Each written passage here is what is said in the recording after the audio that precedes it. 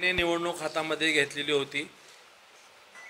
प्रथमतः देवेंद्र फडणवीस साहेबांनी जे पालकत्व स्वीकारलेलं होतं आणि त्यांनी पूर्णतः मायक्रो प्लॅनिंग केल्यामुळं भारतीय जनता पार्टी, राष्ट्रीय स्वयंसेवक संघ, प्रबोधन मंच, अनुलम अनेक हिंदुत्ववादी संघटनांनी या ठिकाणी दिवसरात्र मेहनत घेतल्यामुळं ही निवडणूक एकतर्फी झाली असं मला वाटतं। लढत काँग्रेसची होती का एमआयएमची? सुरुवातीला ही लढत MVA सोबत, महाविकास आघाडीसोबत, काँग्रेससोबत होती, परंतु ऐनवेळेस काँग्रेसने उमेदवार बदलला आणि त्यानंतरनं मात्र ही निवडणूक MIM सोबत आली आणि MIM सारखा जातीयवादक, देशद्रोही, राष्ट्रद्रोही असलेला पक्ष समोर आहे लक्षात आल्यानंतरनं संपूर्ण मतदारांनी ही निवडणूक हातामध्ये घेतली।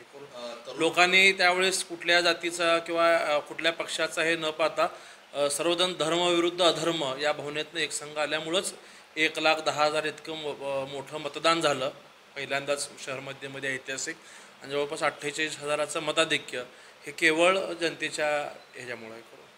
ठीक आहे, तरुण आमदारांना मंत्रिपद मिळेल अशी चर्चा मुंबईत सुरू आहे, काय सांगाल?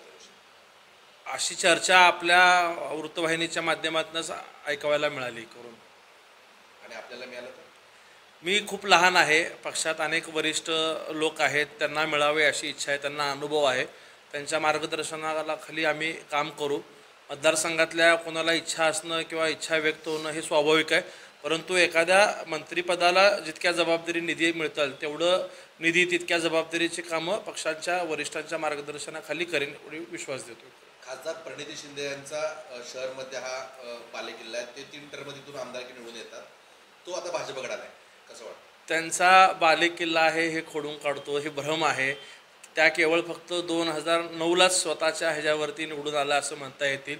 2014 आणि 19ला ज्यावेळेस MIM त्या ठिकाणी समोर आलं त्यावेळेस सगळ्या हिंदुत्ववादी संघटनांनी MIM नको म्हणून सगळ्यांनी त्यांना मोठी मदत केली आणि त्या सगळ्यांच्या मतदानावरती निवडून येत होते।